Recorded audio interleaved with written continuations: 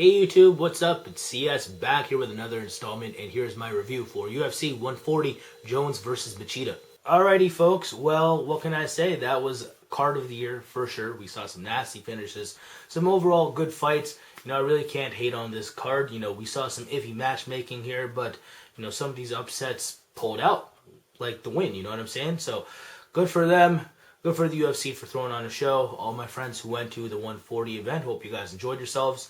But damn, as for me, I did horrible on this card. I went 5-7 in terms of my picks. First time I've been under 500 since doing the whole card altogether, doing the preliminary card as well. So that's not a good look. Hopefully I can come back the next card and do better in terms of picks there. Sorry for disappointing some of you guys. But yeah, what can I say? I'm still stunned at what I saw. Some of the nastiest finishes we've seen in UFC history, and I'll get to that soon. Let's start off with, the main event between Jon Jones and Lyoto Machida for Jones's light heavyweight championship. Alrighty, folks. Now, I will say this about Lyoto Machida in this bout. Good for him for being able to take a round off Jon Jones. This new Jon Jones era where, he's super evolved. He out-wrestles wrestlers and outstrikes strikers. Usually he dominates the fight from bell to finish. But, Lyoto looked good early. He was able to not let Jon Jones get effective with his 10.5-inch reach. Jon Jones, of course, likes to play that game at first, and eventually he somehow finishes you on the ground, right? He'll outstrike you at first, with leg kicks, shin kicks, knee kicks, some head kicks, some spinning elbows, jabs, straight punches, whatever. Usually he's able to do that at bay with someone because of his length, but, he was wary of Lyoto Machida and his, charge and flurry game.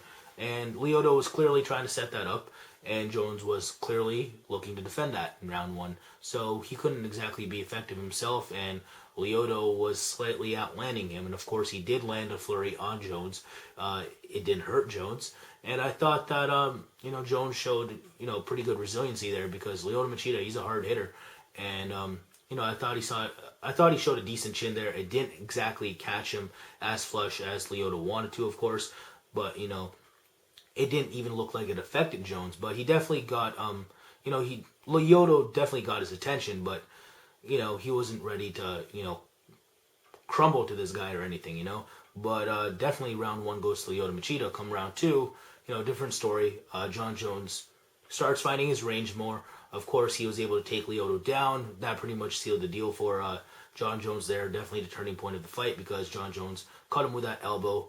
Of course, he eventually, they stood up. The doctor, checked if Lyoto was ready to go. He was. And continued ass rape from Jon Jones, of course. They separate from the clinch, and Jon Jones lands a nasty left in this flurry. And, Lyoto goes down and eventually gets caught in a guillotine by Jones, a standing guillotine. He didn't tap, and John McCarthy had to separate that shit, and you got your MiddleEasy.com no-tap submission of the year. So, nicely done by Lyoto Machida and Jon Jones. But what a victory for Jon Jones.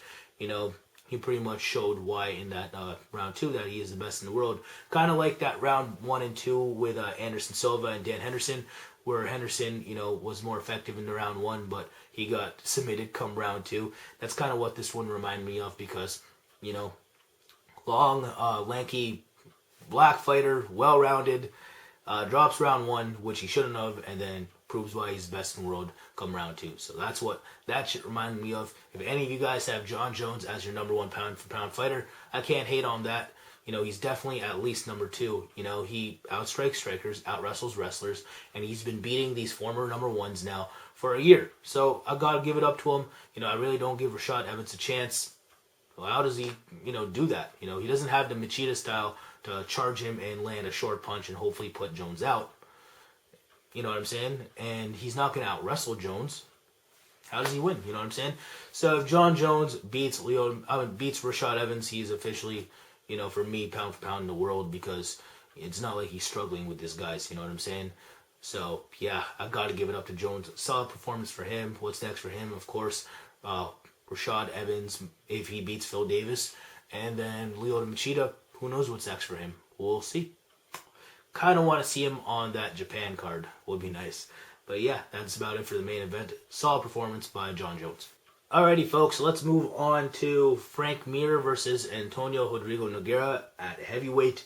And damn, this must be one of the best round one fights I've ever seen. Shit. Frank Mir, he looks alright on the feet. He looks light on his feet. And for the most part, Nog is able to hang with Frank Mir this time on the feet and actually catches him. Staggers him and then tries to finish with ground and pound, in this flurry of punches. And then he couldn't. Frank Mir somehow sweeps and winds up in side control, grabs a hold of that arm, cranks for Kimura. Nog tries to roll through, but Frank rolls with him, and then he eventually separates his shoulder as Nog taps. Damn, probably one of the nastiest finishes I've ever seen.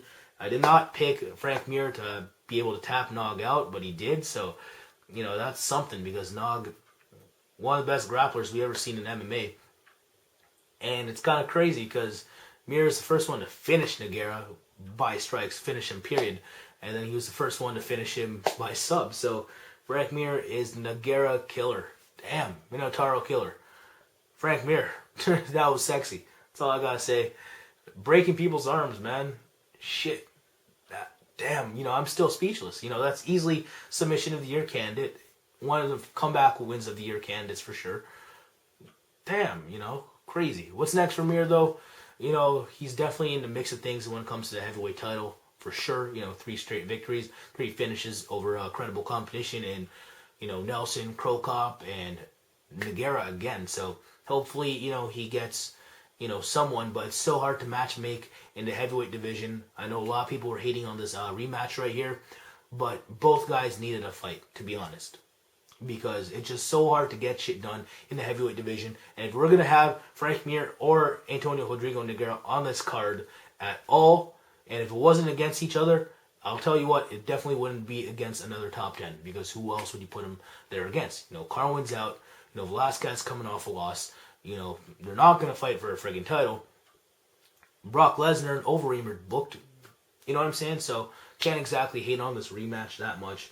And we saw some fireworks. So props to Frank Mir for that nice submission of the night. Alrighty, folks. Now let's move on to that Tito Ortiz, Antonio Rodrigo Nogueira bout in light heavyweight. I did pick Ortiz to win via takedowns, solid top control, and ground and pound, but he was not crafty enough to get this thing down to the ground. He went for a single early.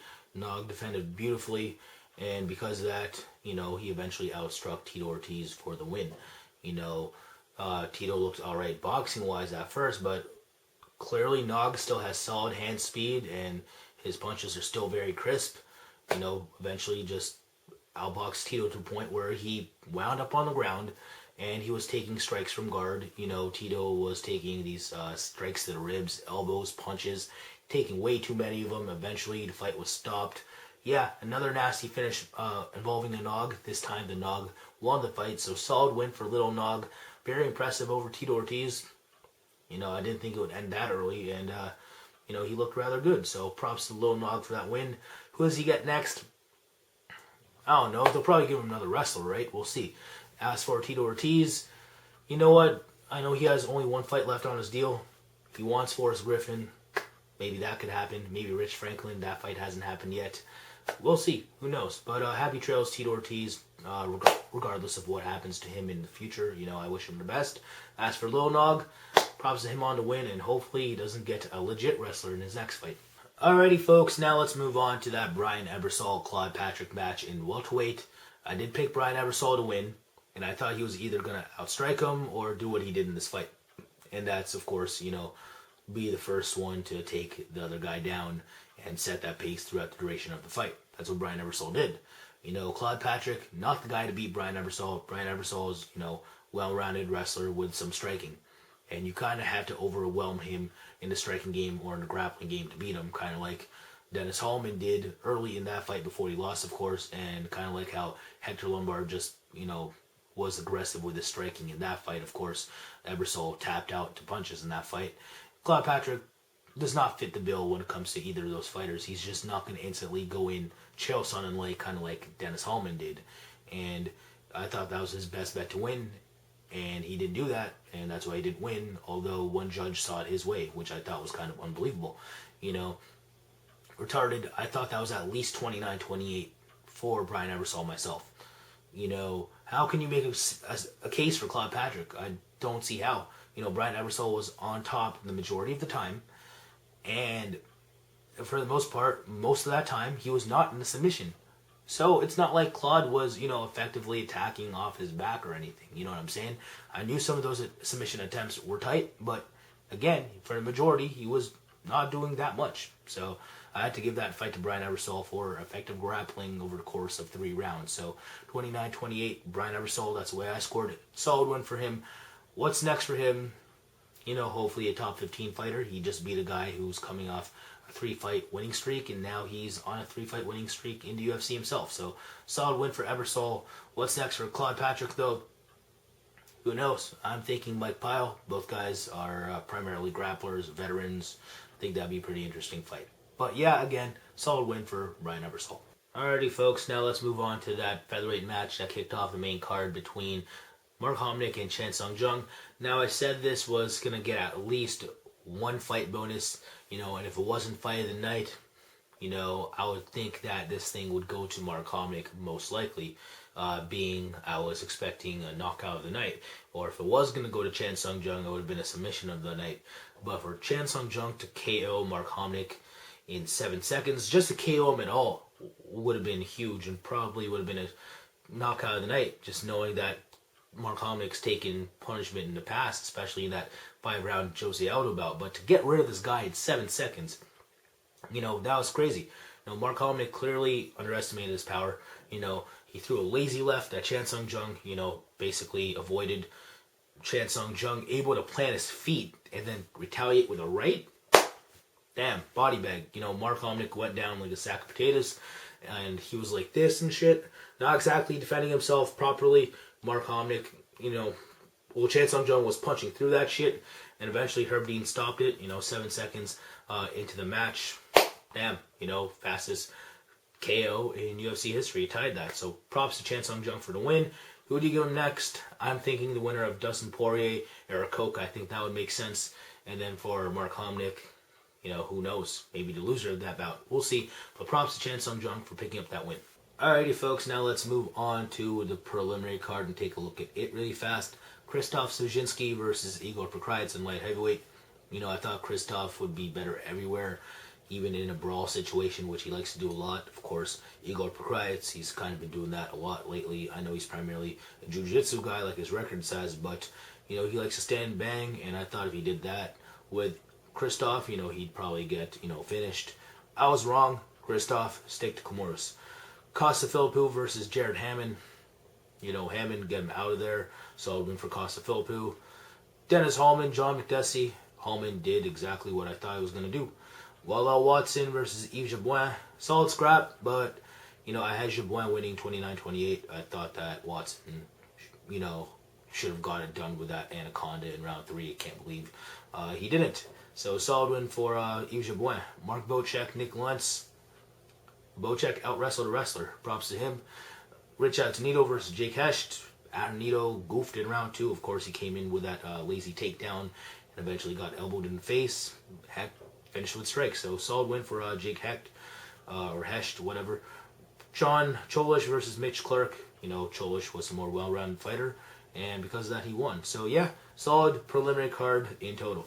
And it was a solid night of fights overall. I was a fan of all those finishes, and because of that, it was my fight card of the year. So tell me your fight card of the year in the comment section below, as well as any thoughts you have regarding my review or the event altogether. You guys know I really liked it. So yeah, that about does it for me. Please subscribe if you haven't yet, and I'll leave my links somewhere on the screen if you want to check those out as well. So yeah, that about does it.